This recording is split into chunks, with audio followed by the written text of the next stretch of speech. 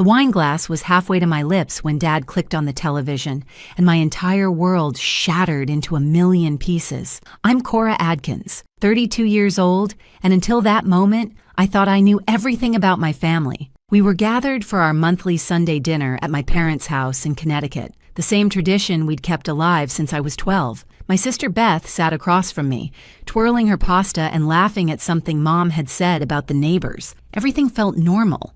Comfortable even, until Dad's face turned to stone. He had been quiet all through dinner, which wasn't unusual for him. He was always the thoughtful type, measuring his words carefully. But when he stood up and walked to the television without saying anything, Mom and Beth exchanged confused glances. I set down my wine glass, watching him insert a USB drive into the TV with deliberate, almost ceremonial movements. "I need everyone to watch something," he said, his voice carrying a weight I'd never heard before. The screen flickered to life, showing the familiar interior of First National Bank on Madison Street. The timestamp read 3 weeks ago, Tuesday, 2:47 p.m. "Dad, what is this?" Beth asked, her voice pitched slightly higher than normal. But Dad just raised his hand for silence. The security footage was crystal clear, showing someone at the teller window. The figure wore a baseball cap and sunglasses, but something about the way they moved, the tilt of their head,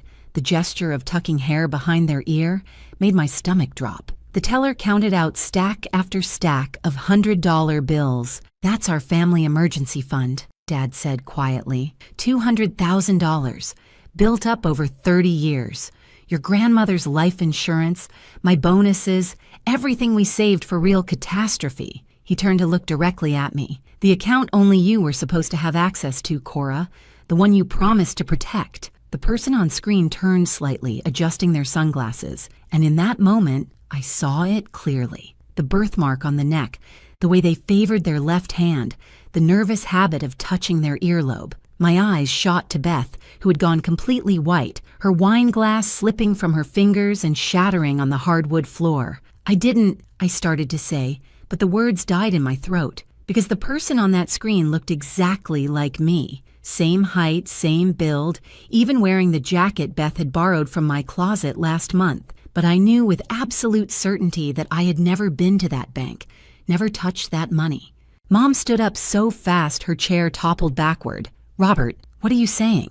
What is this?" Dad's eyes never left mine. "I'm saying someone stole our entire emergency fund. Someone who knew about it, knew the account details, knew Cora's information." He paused, and in that pause, I heard it. Sirens getting closer. "I'm saying we've been betrayed by family." Beth's hands were shaking as she bent to pick up the glass shards. "Dad, there has to be an explanation. Maybe it's not what it looks like." "It's exactly what it looks like," he said, pulling out his phone to show bank statements.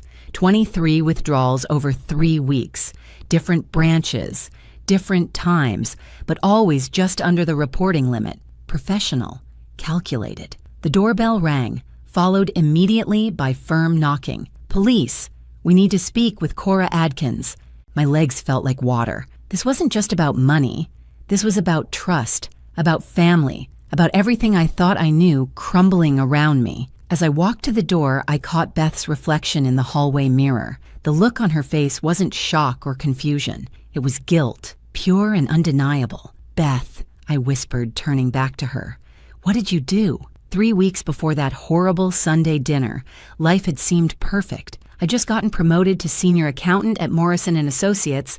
Mom had recovered fully from her hip surgery, and Beth had announced she was finally going back to school to finish her nursing degree. We were the Adkins family, stable, successful, supportive of each other no matter what. The emergency fund had been Dad's idea after Grandma Rose passed away 5 years ago. She'd left a substantial life insurance policy, and Dad, ever the pragmatist, insisted we keep it as a family safety net. "You never know when disaster might strike," he'd said, entrusting me with the account access because of my financial background. It was supposed to be our shield against catastrophe, medical emergencies, house fires, the kind of life-altering events you pray never happen. I should have noticed the signs earlier. Beth had been acting strange for about 2 months, but I'd attributed it to stress about going back to school. She'd started working extra shifts at the restaurant, claiming she needed money for textbooks, When she showed up with a new designer handbag, she said it was a gift from her boyfriend Marcus. When her car suddenly had expensive new rims, she laughed it off as Marcus spoiling her again. Marcus. Even thinking his name now makes my skin crawl. He'd appeared in Beth's life 6 months ago like some kind of romantic movie hero. Charming, successful, always picking up the check, always having the right words. He claimed to be in real estate development. Drove a black Mercedes, wore expensive watches. Mom loved him. Dad was skeptical, but polite. I was somewhere in between, wanting to be happy for Beth, but feeling something was off. The first real red flag came when Beth asked me about the emergency fund over coffee one morning. Just curious, she'd said, stirring sugar into her latte. How does Dad access that account? Like, what if something happened to you? I'd explained that I was the only authorized user, that it required my ID, my signature, my presence. She'd nodded thoughtfully, then changed the subject to Marcus's upcoming business trip to Miami. Looking back, I realized she was gathering information piece by piece. Then came the day she borrowed my jacket. It was raining, she was running late for work, and her coat was at Marcus's apartment. Such a small thing, letting your sister borrow clothes. She returned it the next day, apologizing profusely for getting it wet. I hadn't thought twice about it until I saw that security footage. What I didn't know then was that Dad had already started his investigation. Being a retired bank manager has its advantages. He still had friends in the system, people who'd alert him to unusual activity. When the first large withdrawal hit, a former colleague called him immediately. Dad didn't want to believe it at first. Couldn't imagine either of his daughters would betray the family like that. So he'd started watching, gathering evidence, pulling security footage through his connections. He'd tracked every withdrawal, mapped out the pattern, noticed how the person always chose branches where the staff didn't know our family. He'd watched his own daughter, though he didn't know which one, systematically drain our safety net. The sophistication of it should have been my clue. Beth was smart, but she wasn't financially savvy. She could barely balance her own checkbook, always asking me for help with her taxes. This plan, with its carefully structured withdrawals just under federal reporting limits, its use of multiple branches, its timing to avoid pattern detection, this was someone else's design. Dad later told me he'd spent those 3 weeks in agony, trying to figure out which daughter had betrayed him. He'd tested us both in subtle ways. When he mentioned considering moving the fund to a different bank, I'd agreed it might be wise to diversify. Beth had gone pale and quickly changed the subject. When he'd casually mentioned that banks were upgrading their security systems to use biometric scanning, I'd been interested in the technology. Beth had excused herself to the bathroom and stayed there for 15 minutes. The police officers stood in our doorway like harbingers of doom, their expressions professionally neutral, but their eyes alert, taking in every detail of our family drama. Officer Patricia Brennan, a woman about Mom's age with kind eyes that missed nothing, asked if they could come in. Behind her, a younger officer held a tablet and a folder thick with documents. "Miss Adkins," Officer Brennan addressed me directly, "we need to ask you about some unusual activity on a bank account registered under your name." Dad stepped forward. "I'm the one who called you, Robert Adkins. The account in question is our family emergency fund, and I have evidence of theft." The officers exchanged glances. This wasn't what they'd expected. Usually, the account holder was the victim, not a suspect. Officer Brennan asked us all to sit down, and what followed was the most excruciating hour of my life. They laid out the evidence methodically, 23 withdrawals totaling $200,000. Each withdrawal was captured on security cameras, the person always wearing my clothes or similar outfits, always careful to keep their face partially obscured, but not enough to avoid identification. They had copies of the withdrawal slips, each bearing what looked like my signature. "I've never seen these before," I said, my voice shaking as I examined the signatures. They were close to mine, very close, but something was off. The way the C in Cora curved, the pressure on the downstroke of the A. Someone had practiced my signature but hadn't quite perfected it. Beth hadn't said a word since the officers arrived. She sat curled into the corner of the couch, arms wrapped around her knees, looking smaller than I'd ever seen her. When Officer Brennan asked her if she knew anything about the withdrawals, she just shook her head, unable to meet anyone's eyes. The thing is, Officer Brennan continued, the banks have been upgrading their systems. The newer branches have better cameras, different angles. She pulled out her tablet, swiped to a new video. This footage is from First National's downtown branch, recorded last Monday. The video was HD quality, showing the person at the teller from a side angle the customer couldn't see. As they handed over the withdrawal slip, their sleeve rode up, revealing a tattoo on the inner wrist. A small butterfly with the initials BMA worked into the wing pattern, Beth Marie Adkins. If you're still listening, I need you to know that family betrayal cuts deeper than any other wound. Maybe you've experienced it too. That moment when someone you trust with your life breaks that sacred bond. If my story is helping you process your own pain, please consider subscribing to hear more. Sometimes knowing we're not alone in our struggles makes all the difference. Your comments and support help me keep sharing these difficult truths. The room erupted. Mom started crying, deep, body-shaking sobs. Dad stood up and walked to the window, his back to all of us, shoulders rigid with controlled fury. And Beth finally broke. "I didn't mean for it to go this far," she cried out, the words tumbling over each other. "It was supposed to be just a loan, just temporary. Marcus said he had this investment opportunity, that we'd triple the money in a month and I could put it all back before anyone noticed." "Marcus," Dad said, his voice deadly quiet. "Of course." Beth was sobbing now, mascara running down her cheeks. "He said his business partners were threatening him, that they'd hurt him if he didn't come up with the money. He showed me texts, photos of what they'd done to other people who didn't pay. I was terrified." Officer Brennan leaned forward. "Miss Adkins, Beth, I need you to understand the seriousness of this situation. You've admitted to withdrawing money from an account that wasn't yours, using fraudulent identification. That's identity theft, fraud, and grand larceny. We're talking about potential federal charges." The younger officer added, "We've been investigating Marcus Winters for 6 months. This matches his pattern. Finding vulnerable women with access to family money, manufacturing crisis situations, emotional manipulation. You're not his first victim, but you are the first to get caught." Beth looked at me then, really looked at me for the first time since this started. "Cora, I'm so sorry. I thought I could fix it. I thought I was protecting him, protecting us. He said he loved me, said we'd have this perfect future once this was over." "Where's the money now?" Officer Brennan asked. "I gave it all to Marcus, every penny. He said he was investing it, but..." Beth's voice broke. "I haven't heard from him in 4 days. His phone's disconnected.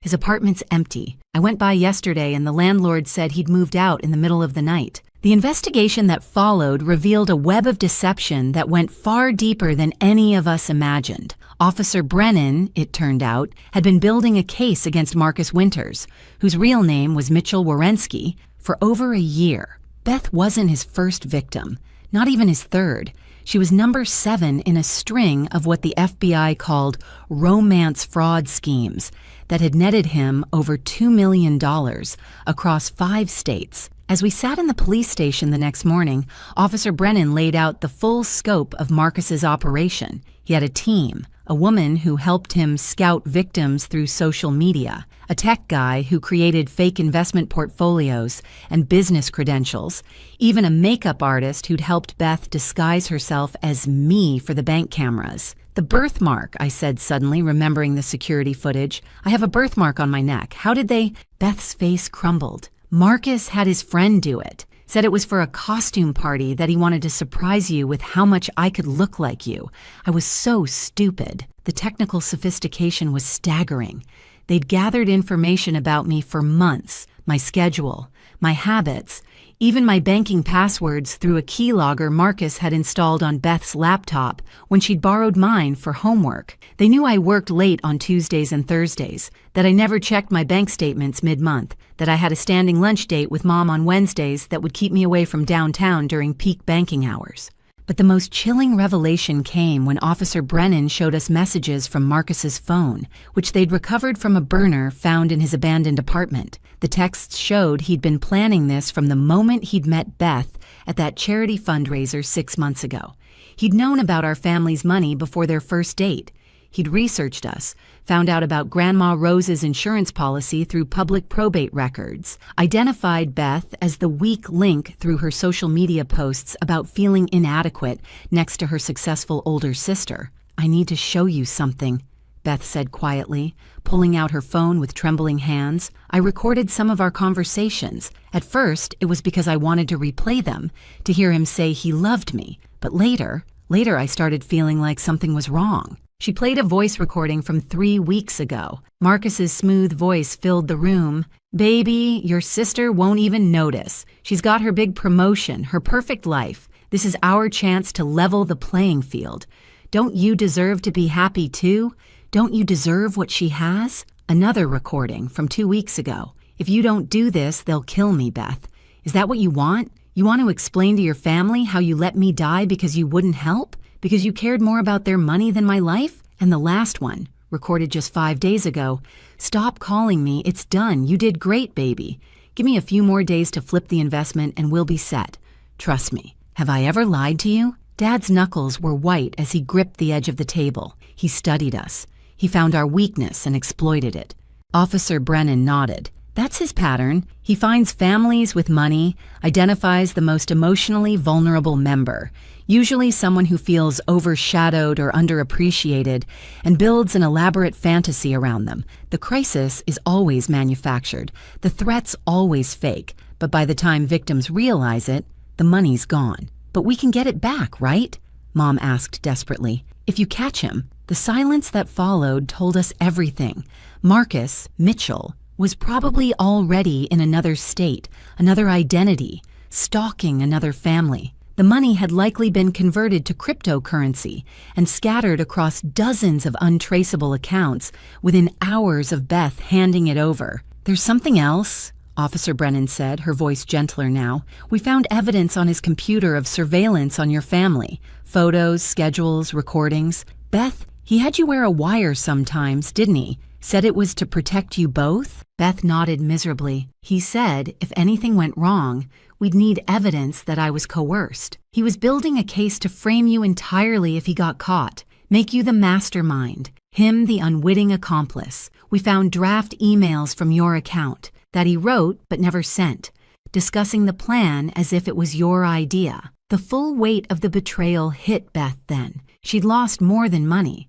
She'd lost her identity, her family's trust, her sense of self, and somewhere out there, Marcus was probably already charming his next victim, spinning the same lies, creating the same manufactured crisis. But then Officer Brennan said something that changed everything. However, there might be a way to catch him. He's gotten comfortable, sloppy.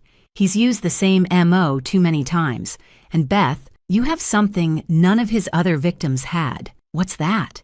Beth asked. "A recording of him admitting to the crime, and a family willing to fight back." The next 48 hours changed everything. Officer Brennan had connected us with FBI Special Agent David Chen, who specialized in interstate fraud cases. He sat in our living room, looking more like a tech startup CEO than a federal agent, laying out options with a directness that was both terrifying and oddly comforting. "Beth faces serious charges," he said plainly. "Identity theft, fraud, grand larceny.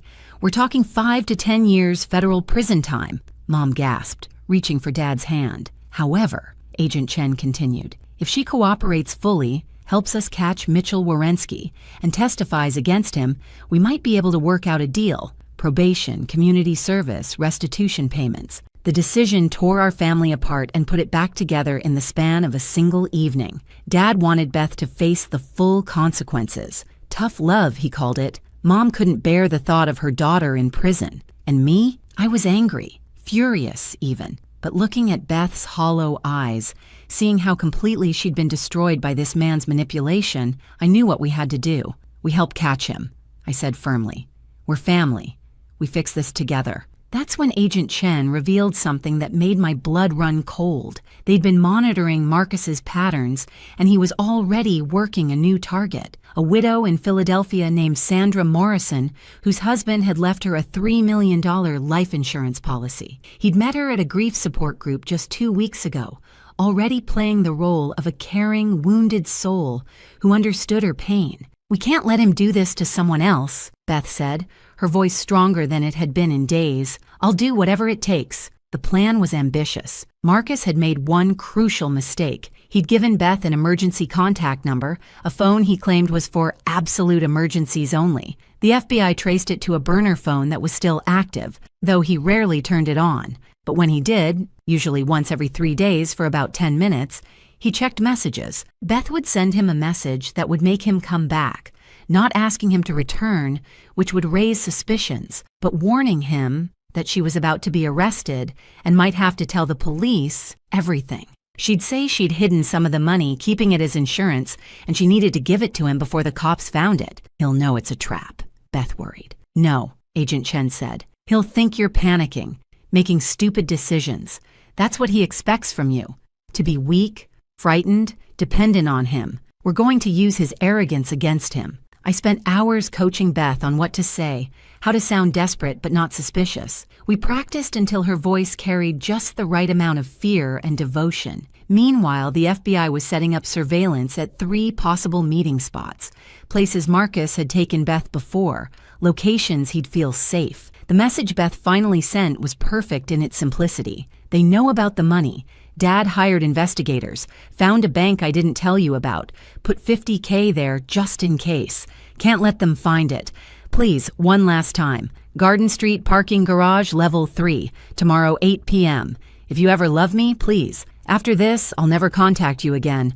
They're arresting me Thursday." We waited. 1 hour, 2, 6. Then, at hour 7, 3 dots appeared on Beth's phone. He was typing. The message came through, "You stupid girl, 8 p.m. That night, none of us slept. Beth sat at the kitchen table staring at her phone, while Mom made cup after cup of tea that no one drank. Dad cleaned his already spotless garage, needing something to do with his hands. And I found myself in Beth's room, looking at photos of us as kids, remembering when we were just sisters who fought over toys and shared secrets, before money and men complicated everything. The next evening came too fast and not fast enough. Beth wore a wire, hidden in a necklace that looked like the one Marcus had given her for their 3-month anniversary. Agent Chen's team was positioned throughout the garage. I wasn't supposed to be there, but I couldn't stay away. I sat in an FBI surveillance van 2 blocks away, watching everything unfold on monitors. Marcus arrived 15 minutes early, driving a different car, a rental with Arizona plates. He'd changed his appearance too. Blonde hair, now dark, clean-shaven face, now sporting a goatee. But his walk was the same, that confident swagger that had once charmed my sister. "You look terrible," were his first words to Beth. Even through the grainy surveillance footage, I could see him scanning the garage, looking for threats. "I haven't slept since you left," Beth replied, her voice perfectly calibrated between desperate and exhausted. "Where have you been? Taking care of our future, baby. Where's the money?" Beth held up a car key. "Locker 237, 2 levels down." But Mitchell, she used his real name deliberately, watched him flinch. "I know about Philadelphia, about Sandra Morrison." His face changed then, the mask slipping. "You don't know anything. I know everything. The FBI came to me, showed me files on 6 other women, but I didn't tell them anything. I protected you, just like always." He stepped closer, and for a moment I thought he might hurt her. Agent Chen's team tensed, ready to move. But then Marcus did something unexpected. He laughed. "You really are pathetic, aren't you? You think this is love? This was business, Beth. You were a mark, a easy score with daddy issues and an inferiority complex I could exploit." "I know," Beth said quietly. "I've known for a while, but I loved you anyway. That's why I'm giving you this chance to run.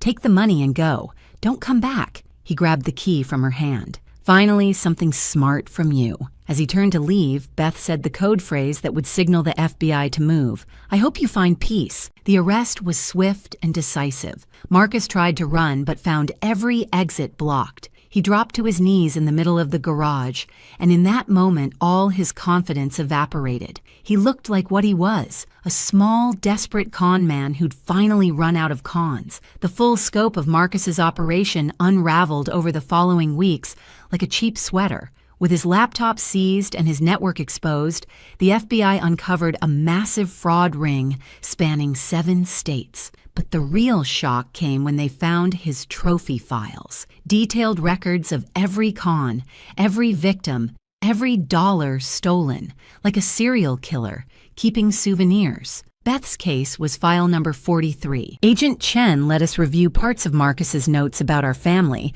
though Mom couldn't bear to look. His initial assessment of Beth was clinical, cruel. Subject is 29, underemployed, living in sister's shadow. Parents clearly favor older daughter.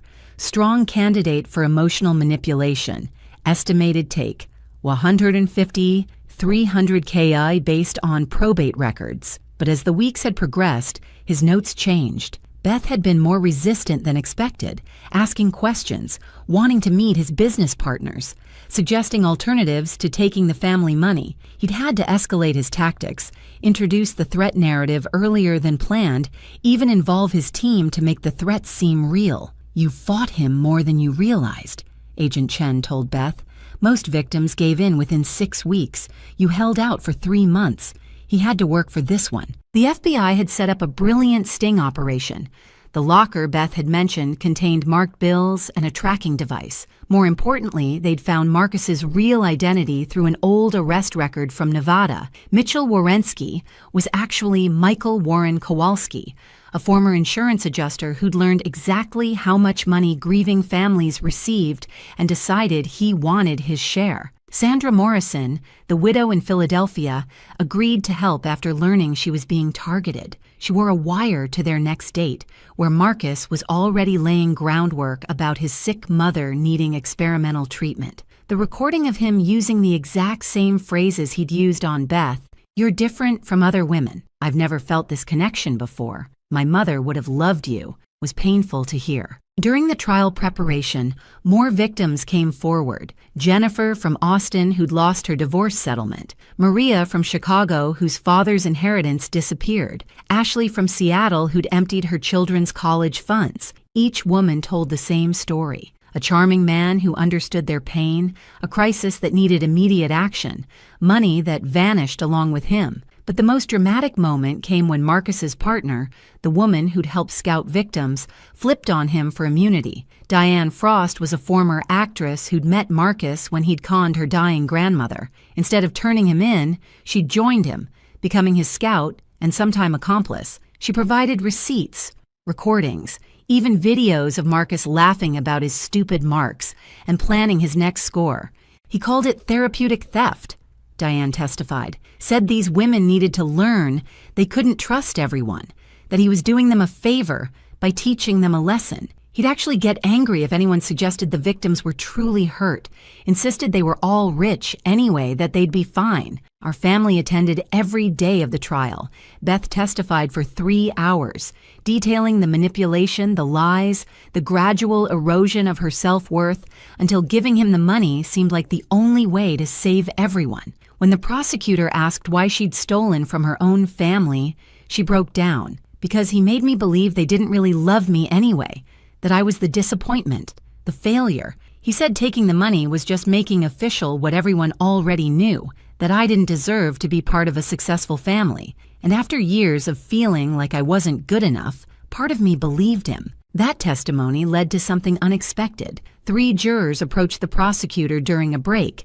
sharing their own stories of family members who'd been conned by romance scammers. The prosecutor later told us it was the first time she'd seen jurors cry during a fraud case. Marcus was convicted on all counts: wire fraud, identity theft, conspiracy, money laundering. The judge, a stern woman who'd seen every type of criminal in her 30-year career, had harsh words during sentencing. "Mr. Kowalski, you didn't just steal money. You stole trust, love, hope. You identified vulnerable people and exploited their deepest insecurities. You turned family members against each other.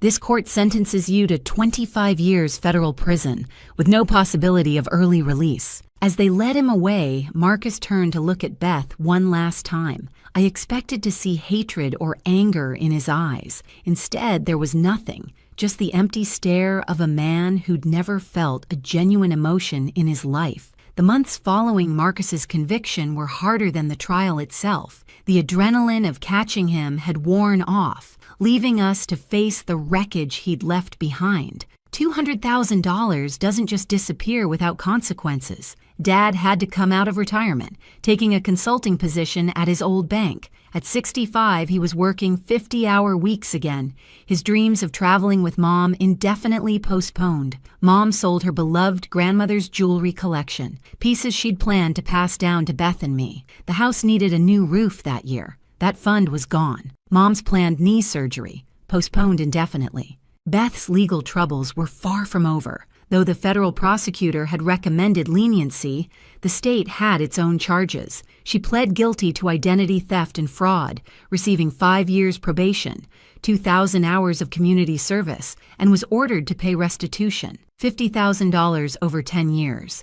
Even though she'd never seen a penny of the stolen money herself, she moved back home, unable to afford her apartment. The nursing program rejected her application once her criminal record appeared on the background check. The restaurant where she'd worked fired her the day the story hit the local news. For 3 months, she couldn't find work anywhere. Who wants to hire someone convicted of stealing from their own family? The worst part was watching her disappear into herself. The confident, laughing sister I'd known was gone, replaced by someone who flinched at sudden noises and couldn't make eye contact. She started therapy.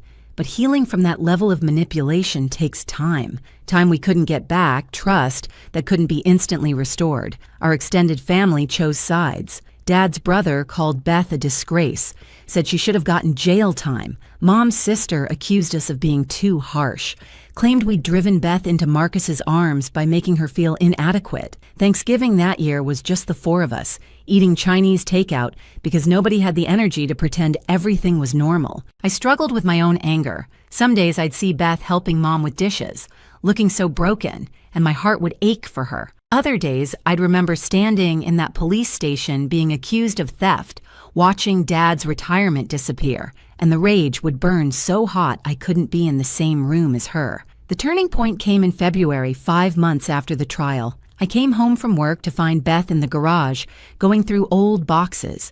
She was holding a photo album from our childhood, birthday parties, family vacations, Christmas mornings, when the biggest worry was whether Santa would bring the right toys. "Remember this?" she asked, pointing to a picture of us at ages 8 and 11, dressed as matching witches for Halloween. "You made me be the good witch because you wanted to be the scary one. You cried because you wanted the black hat," I remembered. "And you gave it to me anyway." She traced the photo with her finger. "You always gave me what I wanted, even when it meant you went without. Maybe that's why Marcus chose me. He could see I was used to taking from you." "That's not true, Beth, isn't it? How many times did you cover my rent when I was between jobs? How many family dinners did you pay for because I forgot my wallet? I was taking from you long before Marcus showed up. He just made it official." We talked until 3 in the morning. Really talked for the first time since everything happened, about the pressure of being the responsible older sister, about the burden of being the family disappointment, about how Marcus had weaponized our insecurities against us, turning love into leverage. "I don't know how to fix this," Beth admitted. "I can't give back what I took. Not just the money, the trust, the security, Dad's retirement, your peace of mind.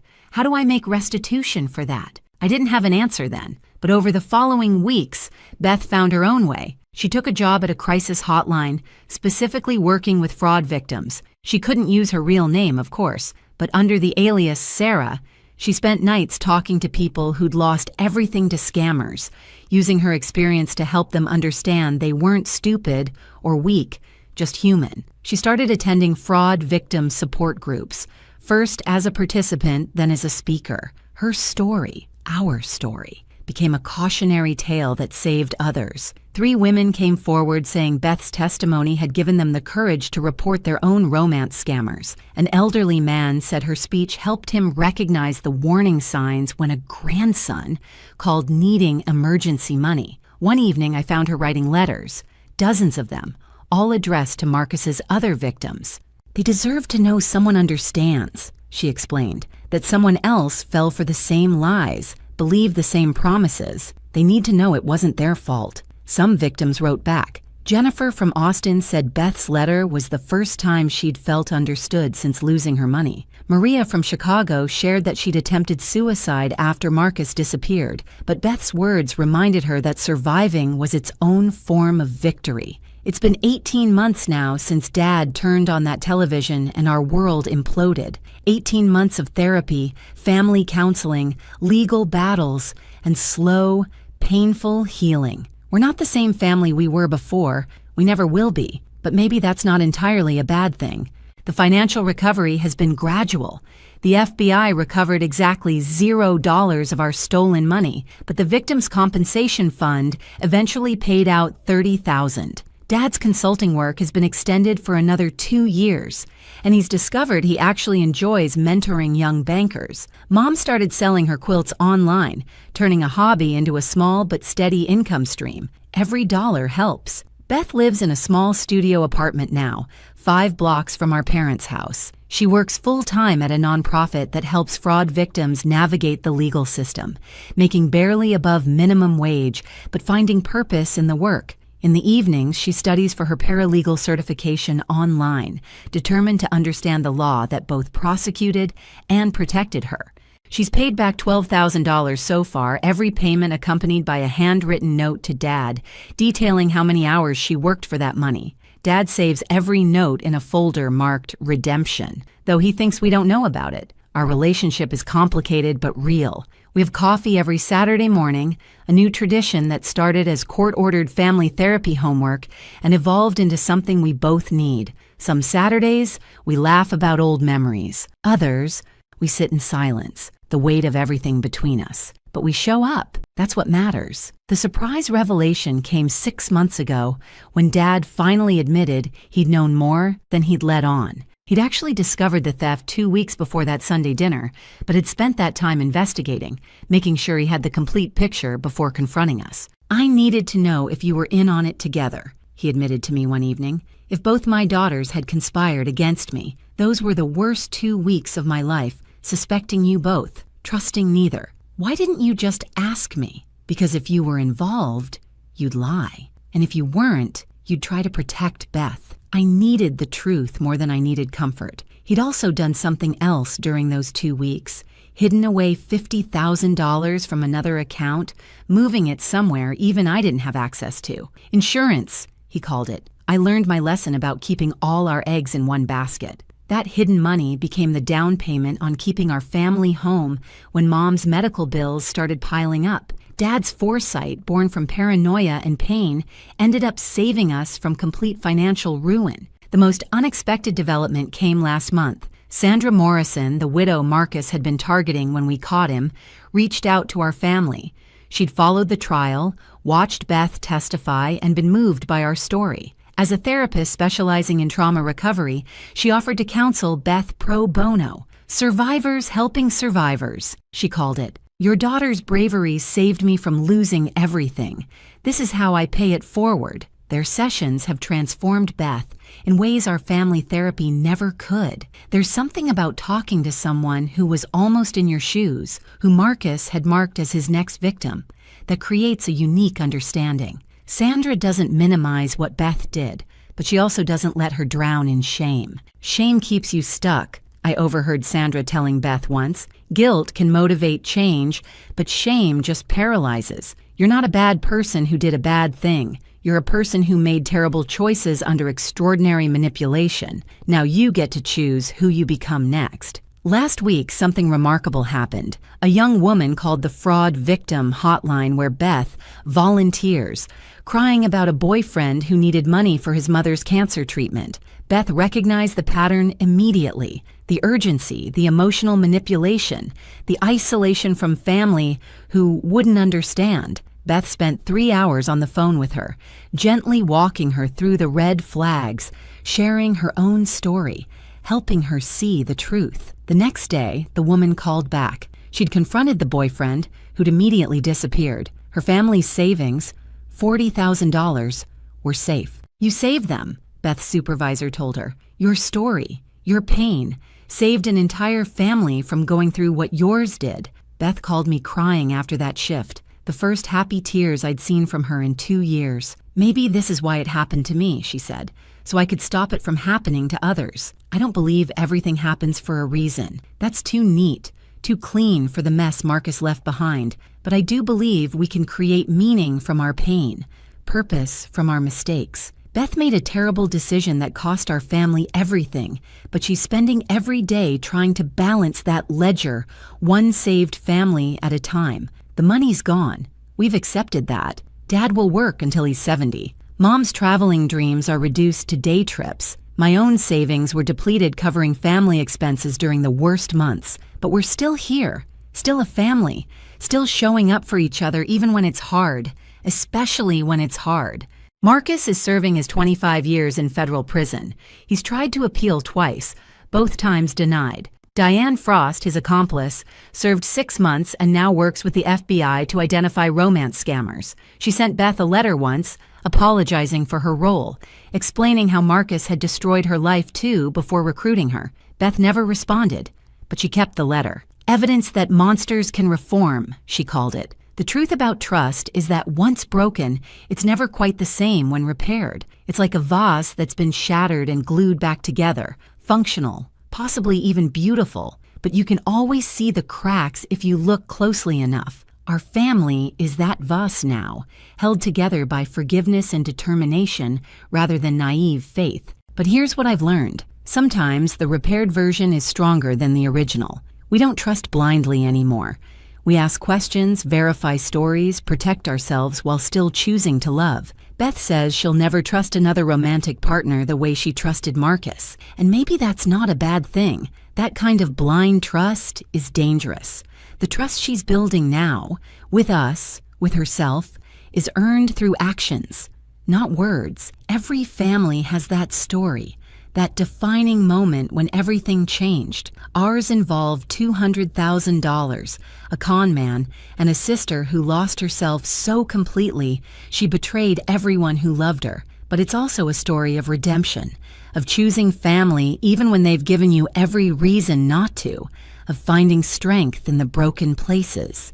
If you've made it this far in our story, you understand that family isn't just about blood or happy memories. It's about showing up when showing up is the hardest thing in the world. It's about forgiveness that doesn't erase the past, but makes room for a future. It's about learning that love and trust aren't the same thing, and you can have one while rebuilding the other. The emergency fund is gone, spent on a lesson we never wanted to learn. But we're still here, still fighting, still choosing each other every day. And maybe, in the end, that's worth more than any amount of money. Beth volunteers 4 nights a week now, has saved 7 families from scammers and counting. She'll never replace the $200,000, but she's protecting millions in other people's money. She calls it her penance. I call it her purpose. Last Sunday, we had our monthly family dinner again. Beth made her famous lasagna, Dad opened a bottle of wine he'd been saving, and Mom told embarrassing stories from our childhood. For a few hours, we were just a normal family, one that happened to have an extraordinary story of loss and redemption. As Beth was leaving, she hugged me and whispered, "Thank you for not giving up on me." I hugged her back, tighter than I had in years. That's what family does, and that's the truth. Not the Facebook perfect version of family, but the real, messy, complicated truth. We show up, we forgive, we rebuild, and we never, ever let each other fall alone again. The Adkins Family Emergency Fund is being rebuilt now. $10 here, $20 there. It'll take years to get back to where we were. But this time, it's in 3 different banks with 2 signatures required and regular audits. We learned our lesson the hardest way possible. Trust, but verify. Love, but protect yourself. And when family fails you, when they break your heart and empty your accounts and shatter your faith in humanity, you have a choice. You can let it destroy you, or you can let it transform you. We chose transformation. Every single day, we choose it again.